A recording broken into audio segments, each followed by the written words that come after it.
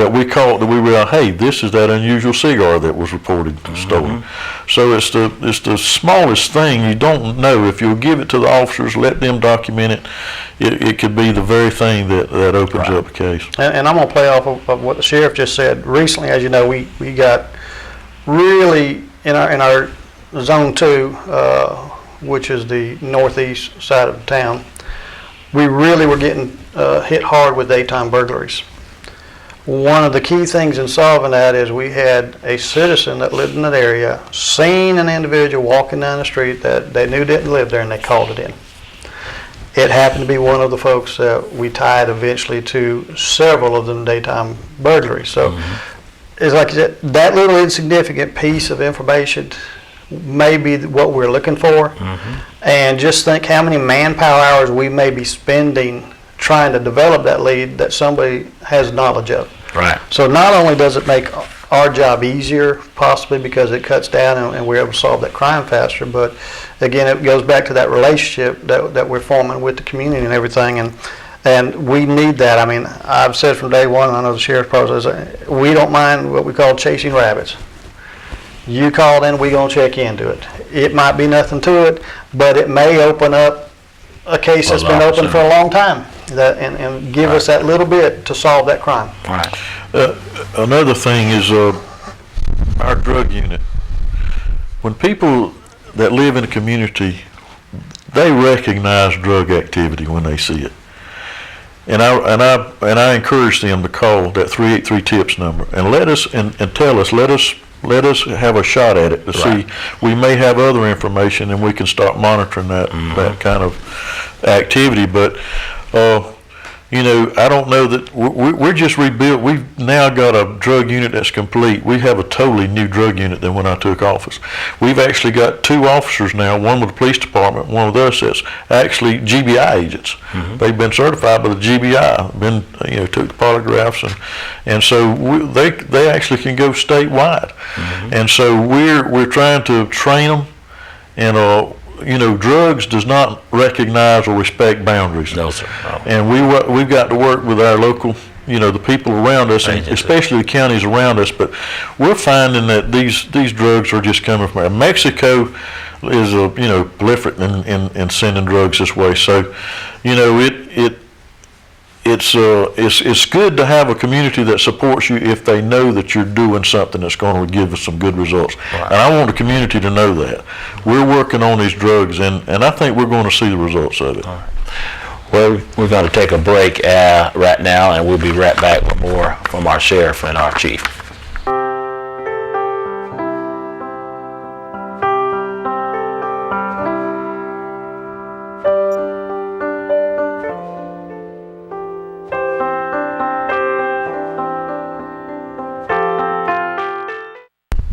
We're back with more Douglas on My Mind, and once again I have with us here Sheriff Doyle Woooten and Chief Gary Casteloes here with us, and they've been talking about our policing of our community, Coffee County and Douglas, and all the things that are involved in that. And we've been talking about community involvement and how the community, whatever small you feel it is, insignificant or whatever, please report it and get involved. And that leads us to the next question, which is, what can citizens do to prevent and hopefully also advise about different things that they see in their community to help us detect crime activity that's going on? So, gentlemen, who else wants to start first? I'll let them go. I'll start off. First, I always tell folks, don't make yourself a victim of crime. That's typically, people tend to put themselves in a situation a lot of times. Don't put yourself in that situation. Be aware of your surroundings. Also, to aid in law enforcement and recovery items, like the sheriff was talking about, the little cigar wrapper. Keep a record of your valuables and photograph them items. Most of your insurance companies will tell you to photograph your valuables anyway. While that doesn't keep you from being a victim, it just aids us in recovery and maybe tying and able to solve that crime for you by locating those items. Also, we always tell folks, get a quality alarm system in your residence and in your business.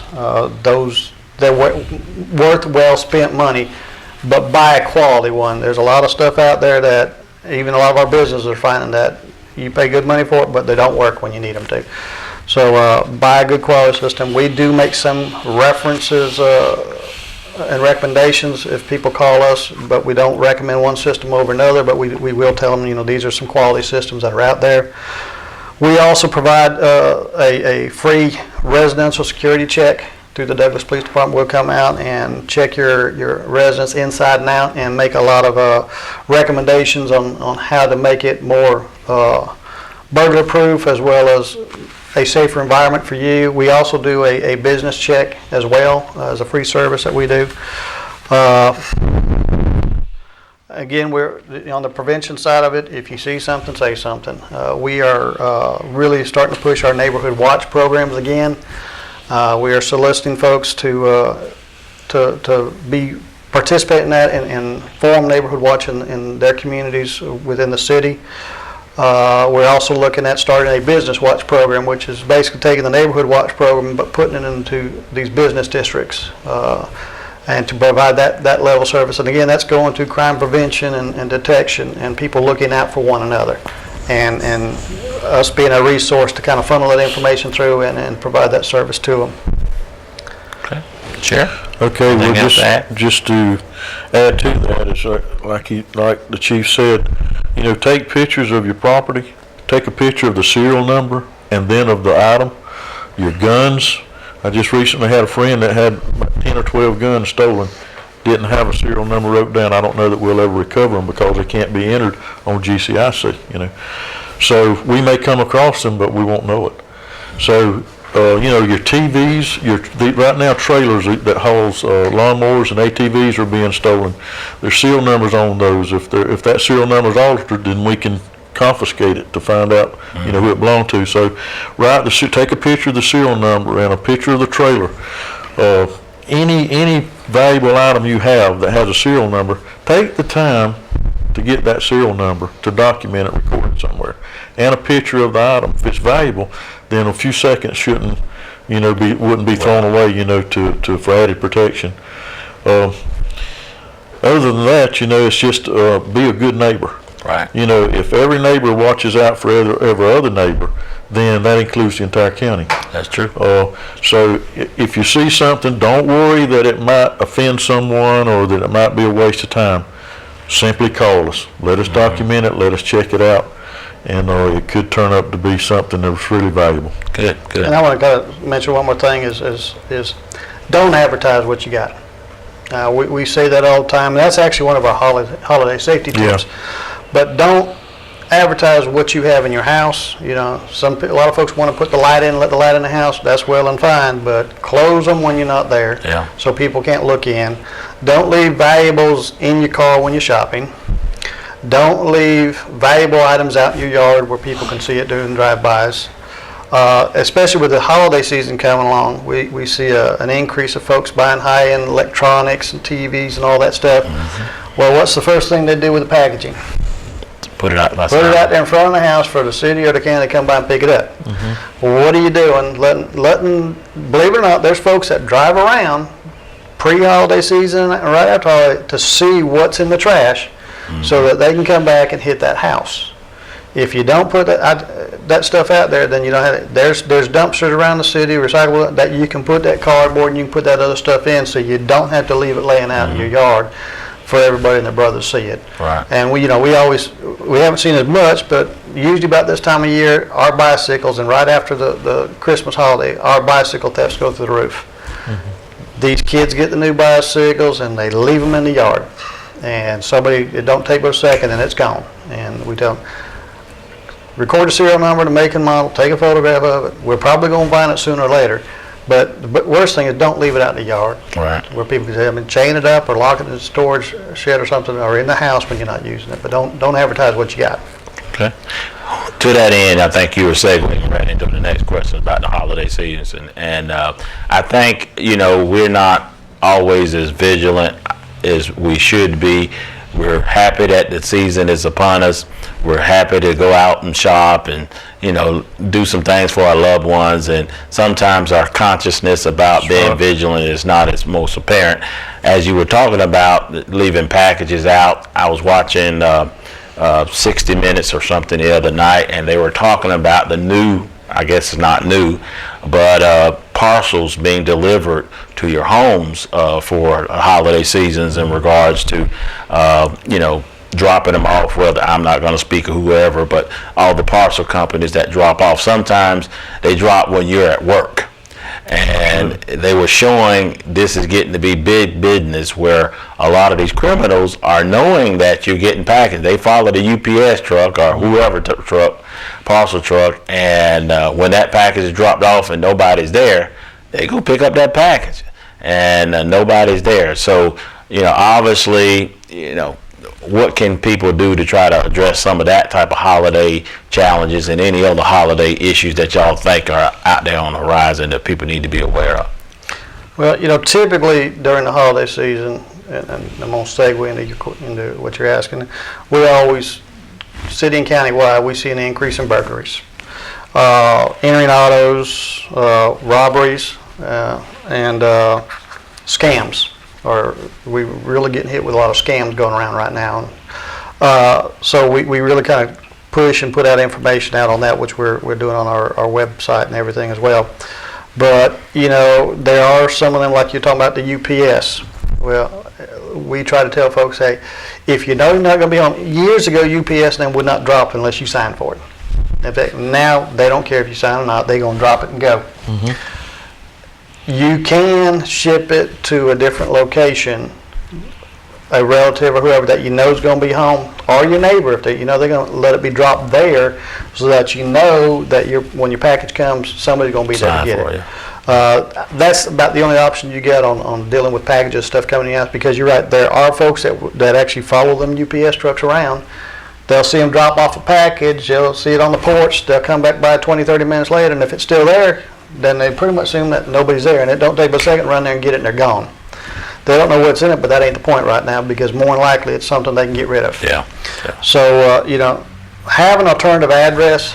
If you know you're not going to be there, have UPS drop it somewhere else. There's a ship to location on everything over there that they'll ship it to a different location. And that's about the best thing you can do is drop it somewhere where somebody's going to be able to accept it and will be there. Right. Sheriff, I think the chief alluded to it a little bit previously about when you go shop, park in a lighted area, be aware of your surroundings. Shop with someone. Don't leave your valuable items in the car. When you're returning to your car, be ready to get in and look around before you start to get in. Just simple things that we know but we don't practice. But if we'd be more cognizant of it during the holiday season, that would prevent, I think, some crimes. Every day we can just ride around our communities and we can see things that's out of the norm. And we think, well, that's not normal, but it's like the chief said, when you're shopping, and like you said, when you're buying stuff for somebody that you love, you begin to not be aware of what's going on around you. So just be aware that, shopping season is a season where you got predators out there that wants to get something for nothing. Mm-hmm. And to that end, I appreciate all the good comments, and we'll try to run some Christmas public safety tips on our Channel 13, so that if you forget some of the things that the chief and the sheriff have mentioned, hopefully you'll have an opportunity to have those that'll stroll only on Channel 13. And we shouldn't just be probably vigilant in Christmas season or the holiday season. We should be vigilant at all times. Right. Because obviously, yes, this is a heightened more time for criminal activity to happen because of all the commerce that's happening, but any time's an opportunity if we drop our guard. So I'm glad that y'all shared a lot of it about that. Moving into our next question, which I think Chief kind of mentioned a little bit about this, but I do want to talk about this, and let me go ahead and say for you, the sheriff, and also the chief, in regards to what we're going to talk about. Obviously, staffing relates to money. Money relates to staffing. So definitely, yes, we would love to have as many people out there on police. see Chief Casteloes smiling right now, and deputies as we possibly could. But we are kind of constrained with all the resources that we have because, you know, we're talking about monies, and right now our economic status has not developed to the point that we have what we call, hopefully, any